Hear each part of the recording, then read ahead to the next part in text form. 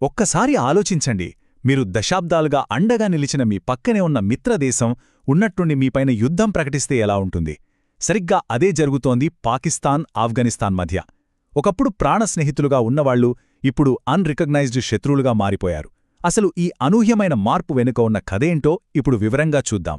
ఫిబ్రవరి 27, 2026 ఈ తేదీ చాలా ముఖ్యం.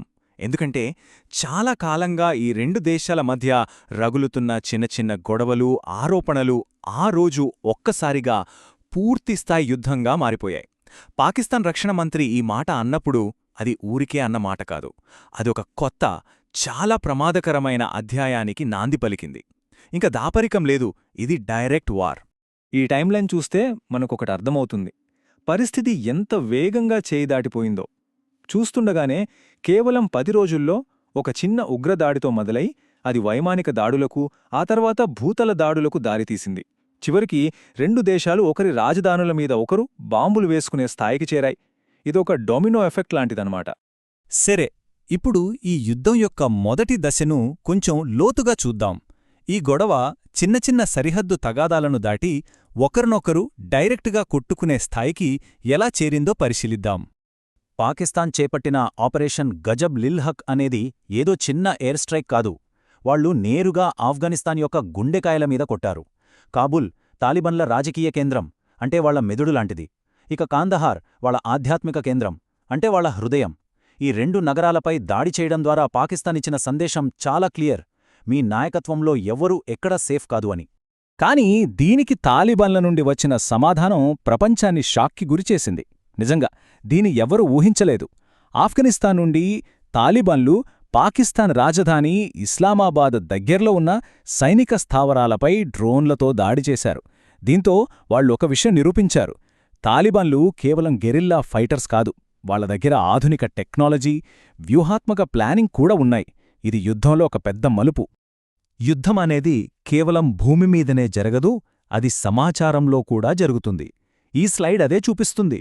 ఇరుపక్షాలు కూడా తామే గెలుస్తున్నామని ప్రపంచాన్ని నమ్మించడానికి పూర్తిగా భిన్నమైన నంబర్లను చెప్తున్నాయి. అసలు నిజంగా ఎంత నష్టం జరిగిందో తెలుసుకోవడం దాదాపు అసాధ్యం. ఇది కూడా యుద్ధంలో ఒక భాగమే. దీన్నే ఇన్ఫర్మేషన్ వార్ అంటారు. ఇంతకీ దశాబ్దాలుగా ఎన్నో గొడవలను భరించిన పాకిస్తానుకు ఒక్కసారిగా ఎందుకంత కోపం వచ్చింది?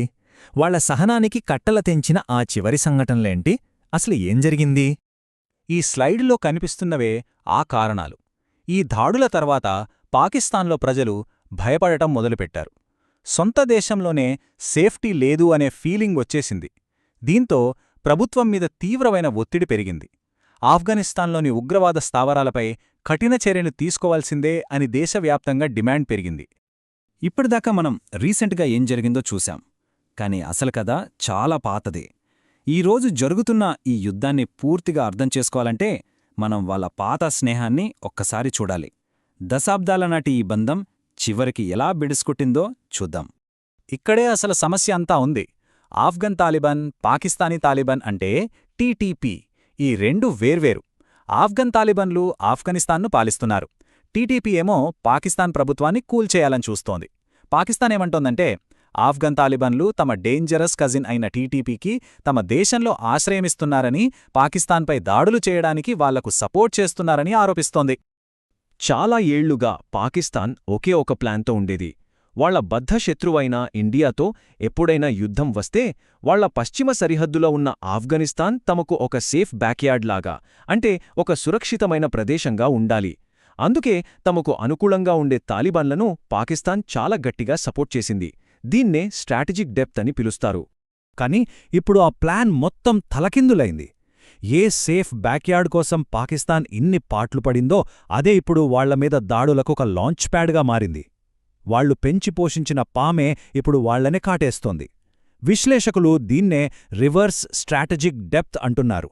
ఇది పాకిస్తాన్ పాలిట ఒక పీడకలలా మారింది. ఈ గొడవకు ఇంకో చారిత్రక కారణం కూడా ఉంది. అదే ఈ డ్యూరాండ్ లైన్.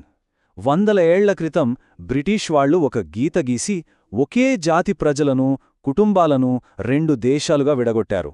ఆఫ్ఘనిస్తాన్ ఈ సరిహద్దును ఎప్పుడూ ఒప్పుకోలేదు. ఇది ఎప్పటికీ మానని ఒక పాత గాయంలా మిగిలిపోయింది. ఈ యుద్ధం గురించి మాట్లాడుకుంటున్నప్పుడు మనం ఒక ముఖ్యమైన విషయాన్ని గమనించాలి. ఈ యుద్ధంలోకి ఒక కొత్త క్యారెక్టర్ ఎంటర్ అయింది. అదే టెక్నాలజీ. ఇది మొత్తం ఆటనే మార్చేసింది. ఈ టేబుల్ చూడండి. పాకిస్తాన్ దగ్గర భారీ సైన్యం, ఆధునిక ఫైటర్ జెట్లు, చివరికి అణ్వాయుధాలు కూడా ఉన్నాయి. తాలిబన్ల సైన్యం చాలా చిన్నది. వాళ్ళ దగ్గర ఉన్న ఆయుధాలు కూడా పాతవి. పేపర్ మీద చూస్తే పాకిస్తాన్ ఆర్మీ ముందు తాలిబన్లు నిలబడలేరు అని ఎవరైనా అనుకుంటారు కదూ. అయితే ఈ నంబర్ చూడండి, 405. ఇదే అసలు ట్విస్ట్. ఇది కేవలం 2025లో టీటీపీ, వాళ్ల మిత్రపక్షాలు పాకిస్తాన్ మీద చేసిన చిన్న డ్రోన్ దాడుల సంఖ్య. ఈ చిన్న డ్రోన్లు యుద్ధం యొక్క రూపురేఖలనే మార్చేశాయి. ఇదే అసలైన గేమ్ చేంజర్. దీన్నే అసిమెట్రిక్ ప్యారిటీ అంటారు. అంటే పాకిస్తాన్ దగ్గర కోట్ల రూపాయల ఫైటర్ జెట్ ఉంటే, తాలిబాన్ల దగ్గర ఆన్లైన్లో దొరికే కొన్ని వేల రూపాయల డ్రోన్ ఉంది. వందల కొద్దీ ఇలాంటి చౌక డ్రోన్లు ఒకేసారి దాడి చేస్తే వాటినాపడం కోట్లు పెట్టికొన్న ఎయిర్ డిఫెన్స్ సిస్టమ్కి కూడా చాలా కష్టం. ఈ చౌక టెక్నాలజీ ఒక బలహీన వర్గానికి కూడా బలమైన సైన్యాన్ని ఎదుర్కొనే శక్తినిస్తోంది. ఈ యుద్ధం కేవలం పాకిస్తాన్, ఆఫ్ఘనిస్తాన్ మధ్యది కాదు. దీని ప్రభావం చుట్టుపక్కల దేశాలమీద, చివరికి ప్రపంచ దేశాల మీద కూడా పడుతోంది. ఈ సినిమాలో ఇంకా చాలా క్యారెక్టర్లున్నాయి. ఎవరో ఇప్పుడు చూద్దాం. ఈ చార్ట్ చూస్తే పరిస్థితి మనకు స్పష్టంగా అర్థమవుతుంది. పాకిస్తాన్లో వేల కోట్లు పెట్టుబడి పెట్టిన చైనాకి వాళ్ల ప్రాజెక్టుల భద్రత గురించి టెన్షన్ పట్టుకుంది. పాకిస్తాన్ బద్ధశత్రువైన ఇండియాకి ఇదొక మంచి అవకాశంలా కనిపిస్తోంది.